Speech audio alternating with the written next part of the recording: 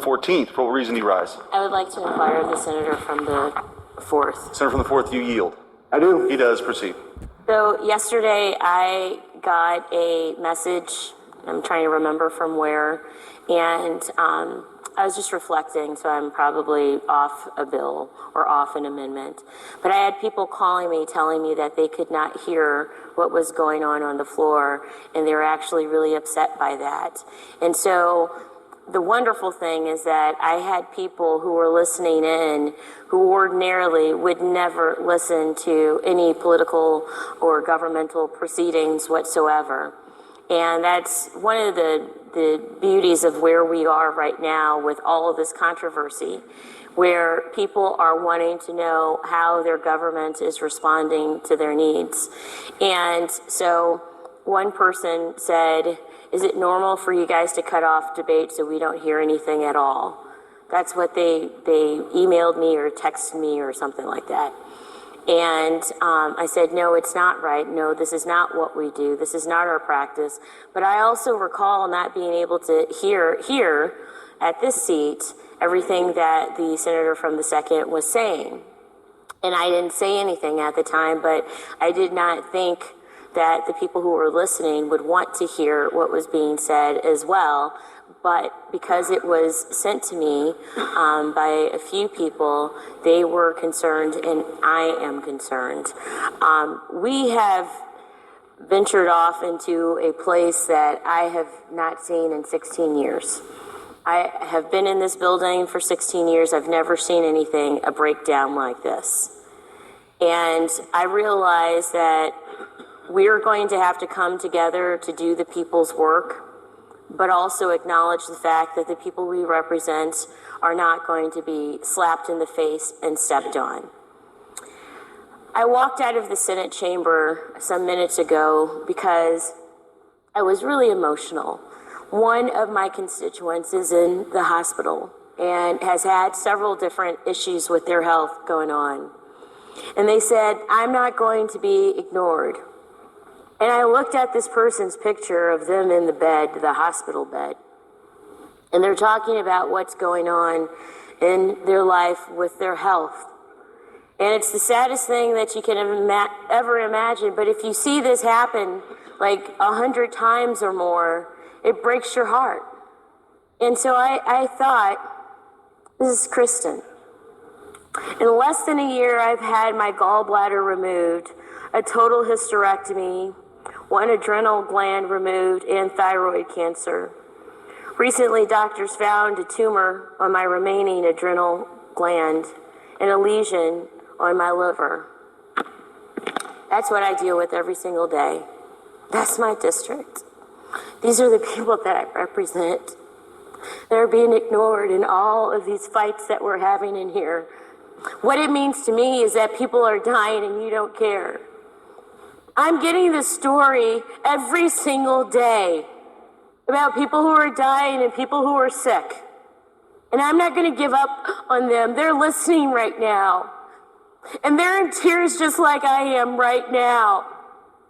Right now, there's another person who is at work who is listening to our proceedings right now, crying at their desk because nobody in this chamber cares about them.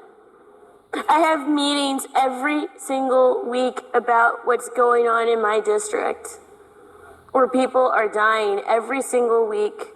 I hate that I have to leave right now, but I have one of 5 town hall meetings this weekend talking about the issue of radioactive waste. And I'm going to tell all my constituents that the majority in this body, they don't care. I'm going to tell them that. I'm going to tell them that they made a vote to make me invisible.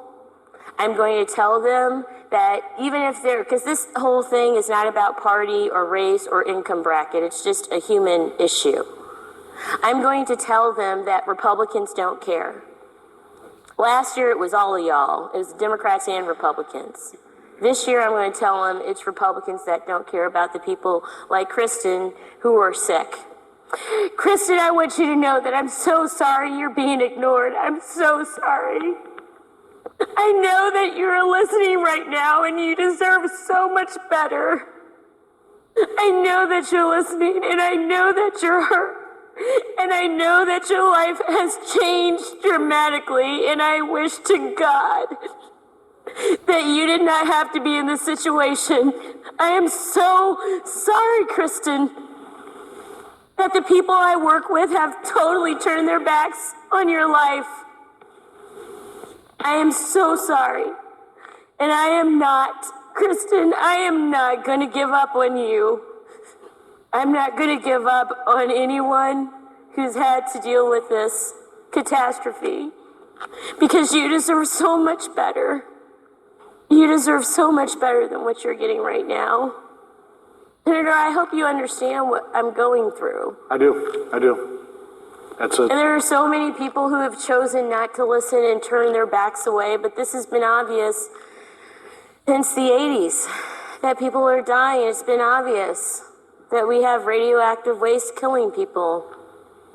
And just by one little phone call by city leaders, they've been totally ignored. They've been totally ignored. And I don't know what to do. I've done everything that I possibly can as an advocate.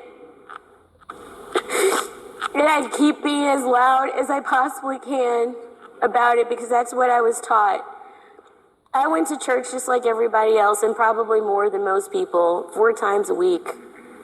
And my religion taught me that you always respond to people who are in need, and you listen to them. And if your heart doesn't lead you there, then the moral codes of behavior should tell you that you reach out your hand and you hold someone and you listen to them and you attend to their needs. And if you can't find someone to do it, then you keep looking and you keep looking until they find some resolve. That's how I was taught in my church. But today, the people that I represent have been ignored. And I know that you have a lot of things that you're going through right now, a lot of amendments, and just know that I'm here in spirit, but I have to be with my people in my district. Because if no one else is listening to them, I'm listening to them, and I love them. The people I have not met who are dying, I love them. And I want them to know that. I also want to know that we are in a body of heartless people, heartless, with no compassion whatsoever for the most vulnerable. In some of these cases, they're friends. They're 2 people, as I have stated before, who are in this building who used to live around Coldwater Creek, who have had 1 cancer and 1 an autoimmune disease because they lived right there at Coldwater Creek. And we're here arguing because the majority simply doesn't want to listen to the rest of us. The majority doesn't.